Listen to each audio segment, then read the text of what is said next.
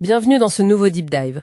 On croit souvent savoir ce qu'est le gaspillage. La nourriture qu'on jette, l'eau qui coule pour rien. Oui, l'aspect matériel en général. Exactement. Mais si on nous disait que ça va beaucoup, beaucoup plus loin, que ça touche notre temps, notre foi, notre savoir, même nos valeurs morales. C'est tout à fait le sujet d'aujourd'hui. On va explorer cette idée en se basant sur des extraits d'un ouvrage, Le gaspillage, la plaie ouverte dans le cœur de la société, d'Osman Nuri Topbaş. Une plaie ouverte, carrément. Oui, l'expression est forte. L'idée, c'est de voir le gaspillage comme une transgression des limites divines. Et on va essayer de comprendre pourquoi l'auteur utilise cette image si marquante. D'accord. Alors, le programme, c'est quoi? On va regarder comment ça s'applique à différents domaines. C'est ça. On va parcourir la foi, l'adoration, le temps, le savoir, et puis les valeurs morales, toujours selon cette perspective particulière. Très bien. Alors, commençons par cette redéfinition. Le gaspillage, ce n'est pas que matériel, donc. Non, pas du tout, selon cette source. C'est défini comme, je cite un peu, une transgression des limites divines et un dépassement des bornes sur tous les plans. Sur tous les plans, oui. Il y a même une citation d'Ias qui rapportait « Toute chose entreprise à l'encontre des ordres divins est synonyme de gaspillage ». C'est assez direct. Ah oui, c'est clair. Et l'auteur insiste, le plus dangereux, ce serait le gaspillage spirituel, parce qu'il mettrait en jeu la vie après la mort. Il oppose ça à notre société actuelle, très centrée sur le matériel, par rapport à l'idéal de sobriété des premiers musulmans. Cette idée de gérance temporaire aussi, c'est ça? Que rien ne nous appartient vraiment. Exactement. Dieu est vu comme le propriétaire de tout, et l'humain comme un gérant, un intendant temporaire. Intéressant. Alors si on va plus loin, l'auteur parle de formes particulièrement graves, le gaspillage de la foi et de l'adoration. Concrètement, ça ressemble à quoi? Il donne plusieurs exemples. Ça peut être de suivre des croyances jugées irrationnelles ou de ne pas prendre le temps de méditer sur les signes de Dieu dans la création, par exemple. D'accord. Plus spécifiquement, il mentionne le fait d'aller demander des choses directement aux saints sur leur tombe, ce qui est vu comme un détournement de l'adoration qui ne devrait être adressé qu'à Dieu. D'accord. Et il y a d'autres exemples? Oui, et certains sont surprenants. Utiliser trop d'eau pour les ablutions rituelles, par exemple. Il y a un hadith, une parole du prophète, rapportée à ce sujet avec Sad. Même si tu te lavais dans un fleuve, il ne faudrait pas gaspiller l'eau. Ah oui, même pour l'eau des ablutions. C'est précis. Tout à fait. Et ça continue. Prier mais sans être concentré, c'est cité comme un problème, avec une référence au Coran. Malheur donc à ceux qui prient tout en négligeant leur salate. La prière distraite en somme. Voilà. Ou encore, jeûner mais continuer à mentir ou à médire. Selon un autre hadith, ça viderait le jeûne de son sens spirituel. Même la charité peut être concernée? Oui.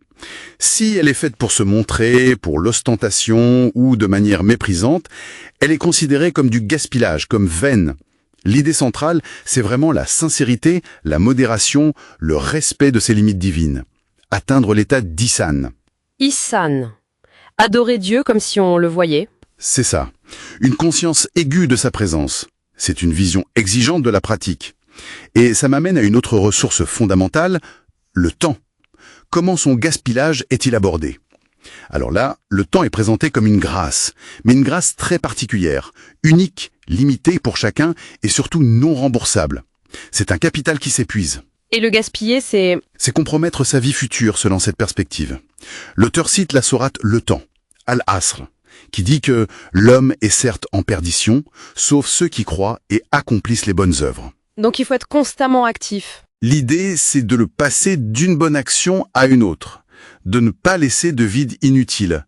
Se souvenir souvent de la mort est aussi conseillé comme un rappel de l'urgence.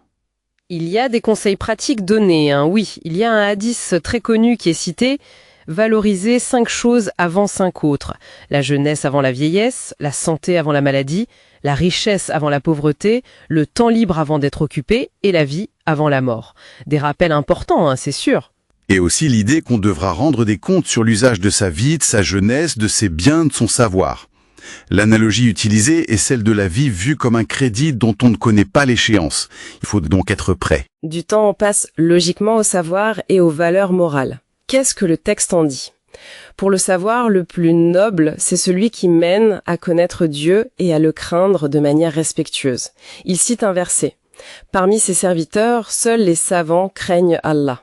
Donc, Un savoir qui n'est pas appliqué ou qui mène à l'orgueil, c'est considéré comme un gaspillage. L'exemple d'Iblis, le diable dans le Coran, est donné. Il savait, mais son orgueil l'a perdu. Le savoir sans pratique est comparé à un âne qui porte des livres. Ça ne lui profite pas. La priorité est donnée à quel type de savoir ? Au savoir issu du Coran, considéré comme l'essence des sciences qui mène à Dieu. Et pour la morale, les valeurs ? La moralité est vue comme un don divin fondamental, c'est même l'âme de la foi. Le fameux hadith est cité. Je n'ai été envoyé que pour parfaire les nobles caractères. Il y a même cette idée qu'une bonne morale peut mener à la foi. Oui, l'auteur donne l'exemple de Hakim bin Hizam, connu pour sa noblesse avant l'islam et qui a fini par l'embrasser. Négliger les valeurs morales, ce serait comme gaspiller son honneur et souiller son cœur. Le cœur décrit comme le lieu de manifestation de Dieu. Exactement. Donc, l'intelligence seule, sans un cœur purifié et une morale appliquée, c'est vu comme une forme de gaspillage, voire quelque chose de dangereux. Les sociétés se construisent sur des cœurs vertueux, pas juste sur l'érudition. Bon, pour résumer, si je comprends bien, cette exploration du gaspillage selon Osman Nuri Topbash nous emmène bien au-delà du simple fait de jeter quelque chose. Absolument. C'est une vision très englobante. C'est une sorte d'appel à la responsabilité face à tout ce qu'on reçoit. Le temps, la foi, l'intelligence, les valeurs, tout ça vu comme des dons divins.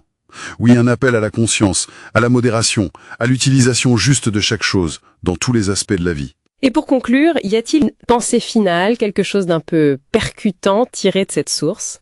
Oui, il y a une mise en garde assez forte sur le regret.